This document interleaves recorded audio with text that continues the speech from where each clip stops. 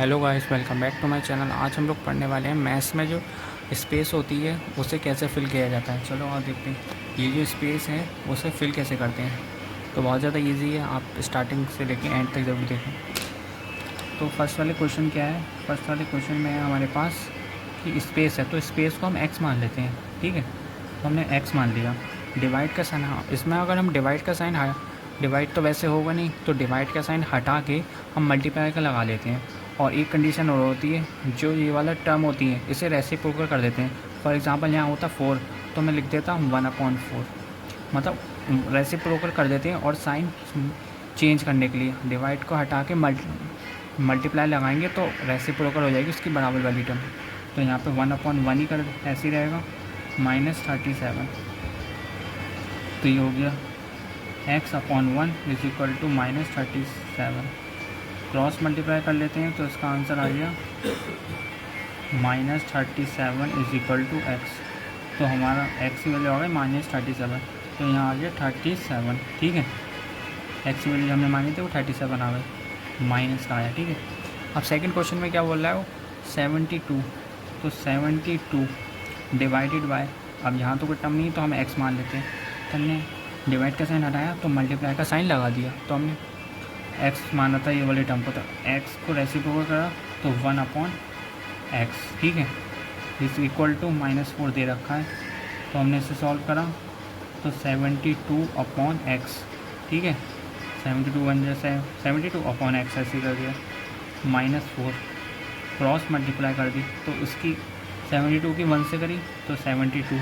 ठीक है, x की -4 से करी तो -4x।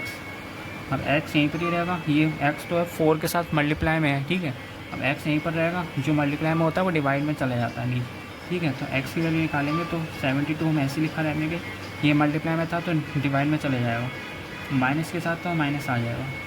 तो हम काटेंगे 4 से, 4 1 जा और 8 जा, तो हमारी x की वैल्यू कितनी आ गई, x इज इक्वल टू -18। ठीक है, तो ये आ गई 18। अब थर्ड वाला क्वेश्चन देखते हैं। थर्ड वाले में क्या है, थर्ड वाले में हमारे पास स्टार्टिंग में उन्होंने फिल नहीं है तो ब्लैंक दे दिया, तो हम इसे मान लेते हैं x। ठीक है, हमने x मान लिया थर्ड वाले को, थर्ड वाले को x माना तो x ऐसे ही रहेगा, डिवाइड का साइन हटेगा तो मल्टीप्लाई का लग जाएगा और रेसिप्रोकल वैसे हो जाएगा, तो -4। ठीक है, इज इक्वल टू 24।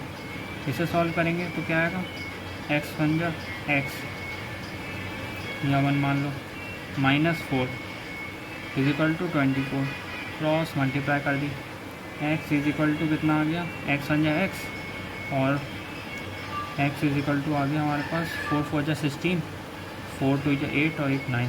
तो हमारा x की वैल्यू आ गई -96।